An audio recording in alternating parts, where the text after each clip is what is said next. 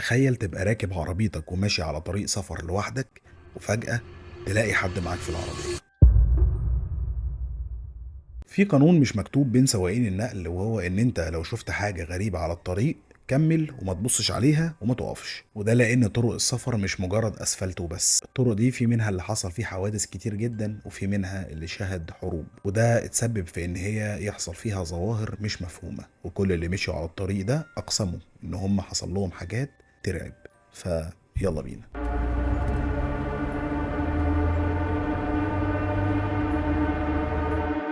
اول طريق هنبدا بيه هو وصله ام قمر. وصله ام قمر هو طريق بيوصل ما بين طريق اسماعيليه وطريق السويس. معظم اللي مشيوا على الطريق ده قالوا نفس الكلام، وهو ان هم شافوا شخص لابس جلابيه بيضه بيظهر في نص الطريق فجاه. واحد من السواقين حكى ان هو في سنه 2018 شاف الراجل ده واقف في نص الطريق وحاول ان هو يتفاداه، ولكن الراجل جه معاه في الطريق وفجاه طول جدا، وطوله بقى نفس طول كابينه العربيه النقل. ده غير ان في ناس بتقول ان هم بيشوفوا عربيه بيجو 504 سودا تظهر وراك فجاه على الطريق وتفضل ترعاش لك نور لحد ما تعديها، واول ما تيجي تعدي من جنبك العربيه بتختفي تماما. او في ناس تانية قالوا ان هم شافوها معديه من جنبهم ولكن مفيش اي حد في العربيه، حتى كرسي السواق فاضي. نيجي بقى لطريق العلمين. طريق العلمين مفيش حد في مصر ما يعرفوش وما يعرفش اللي بيحصل عليه، ولكن كتير جدا مننا ما يعرفش اللي حصل فيه زمان. طريق العلمين او منطقة العلمين حصل فيها معارك اثناء الحرب العالمية الثانية، وطبعا بسبب المعارك اللي حصلت في المنطقة اتوفى جنود كتير جدا، منهم الطليان ومنهم الانجليز ومنهم الالمان والمصريين، وكلهم اتدفنوا في منطقة العلمين. ولحد النهارده في مقابر للجنود دي موجودة في منطقة العلمين.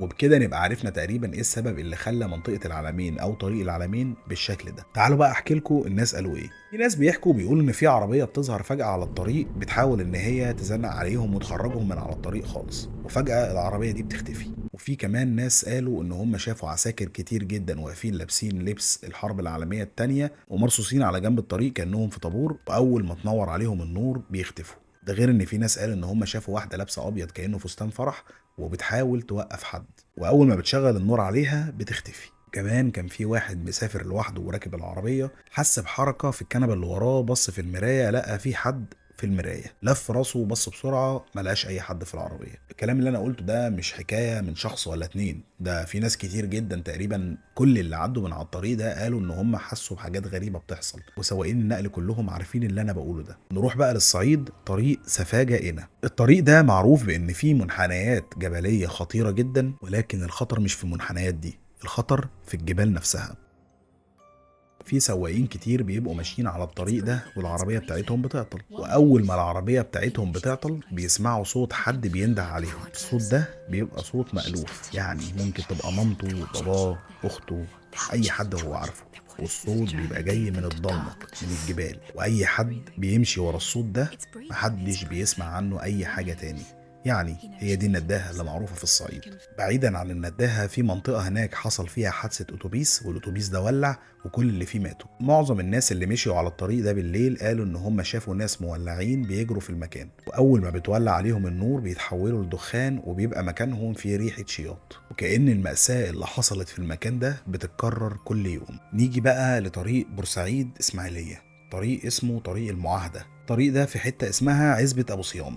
بيحصل في الطريق ده حاجات غريبة جدا لمعظم السواقين اللي بيعدوا من هناك، زي ان في ست كبيرة فجأة بيلاقوها معدية الطريق، يقفوا اول ما ينزلوا من العربية ما يلاقوهاش، بعد كده يركبوا العربية تاني يتحركوا يلاقوها ظهرت تاني. وفي حوادث كتير حصلت على الطريق ده، واللي نجوا من الحوادث دي قالوا ان فجأة ظهر حد قدام العربية وحاولوا ان هم يفادوه، فالعربية اتقلبت بيهم، لدرجة ان معظم السواقين قالوا ان هم مش هيمشوا في الطريق ده بعد الساعة 12 بالليل. وفي كمان بعض السواقين قالوا ان هم سمعوا صوت ان الكاوتش بتاعهم فرقع، ينزلوا يبصوا عليه ما يلاقوش اي حاجة، وبعدها يلمحوا حد بيجري من قدام العربية يخش جوه الشجر ويختفي خالص. لو انت فاكر ان الرعب بيحصل في طرق السفر بس تبقى غلطان، لان زمان في التجمع الخامس قبل ما تبقى بالزحمة اللي انت شايفها دلوقتي دي كان في طريق اسمه NA اللي هو المشير طنطاوي حاليا. الطريق ده كان بيبقى اسفلت وسط جبل، يعني ما كانش فيه الحضر اللي موجود حواليه دلوقتي. ناس كتير بيقولوا ان هم بيبقوا ماشيين على الطريق ده على سرعات عالية، يعني 100 120، وفجأة يلاقوا راجل بيجري جنب العربية بتاعتهم بنفس سرعتها. ملامحه كانت بتبقى مش باينة بس باصص على العربية وعلى اللي سايق، وفجأة يعدي من قدام العربية ويجري يخش الصحراء ويختفي. والموضوع ده حصل اكتر من مرة، وناس كتير اشتكوا وناس كتير قالوا للشرطة. بالفعل في ناس كتير عرفوا الموضوع ده وقلب المدينة كلها، وده اللي خلى الشرطة والحي ان هم يحطوا اضاءات كتير في الشارع ده علشان خاطر الناس تبقى مطمنة وهي ماشية. ولكن للأسف محدش عارف اصلا ايه السبب الحقيقي ورا اللي كان بيحصل في المنطقة دي. في ناس كتير قالوا ان ممكن يبقى الطريق ده اتبنى مكان مقبرة، ولكن برضو مفيش حد عارف ايه السبب الحقيقي اللي خلى المكان ده يحصل فيه الظواهر دي.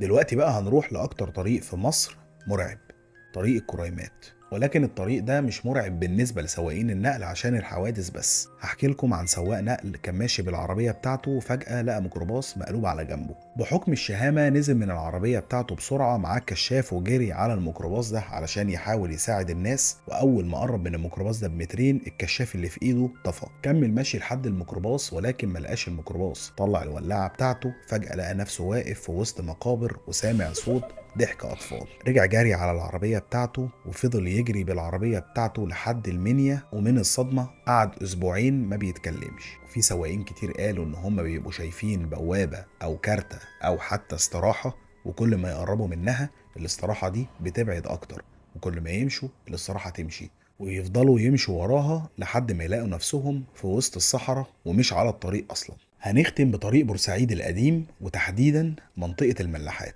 المكان ده بيبقى فيه ضباب تقيل جدا، والقصص اللي طلعت من المكان ده أتقل من الضباب اللي فيه. في ناس كتيرة قالوا إن هم بيشوفوا حاجات أو ناس أو كيانات مش مفهومة واقفة في وسط الملاحات اللي في المنطقة دي. وفي ناس بيقولوا إن هم شافوا حاجة بيضة واقفة في وسط الطريق، وأول ما بتروح عليها بتختفي او بتطير في الهواء لفوق. الطرق دي احنا اللي بانيينها فوق اماكن ليها اصحابها، سواء كانت ارواح ناس ماتت او ارواح مظلومه او جن ساكن في المكان ده من الاف السنين. والعلم بيقول ان الطرق بتسبب تعب، والتعب بيسبب هلاوس، وممكن يكون كل اللي حصل ده هلاوس لكل السواقين او هلاوس لكل الناس اللي مروا بالتجارب دي. ولكن لو جيت سألت سواق، السواق هيقول لك والله شفت بعيني. وتيجي تسأل العالم، العالم يقول لك نفس الكلام اللي انا قلته. فبالتالي محدش فينا عارف الحقيقة فين. الحقيقة في الطرق، في الضلمة وفي الجبال. يلا، مع السلامة.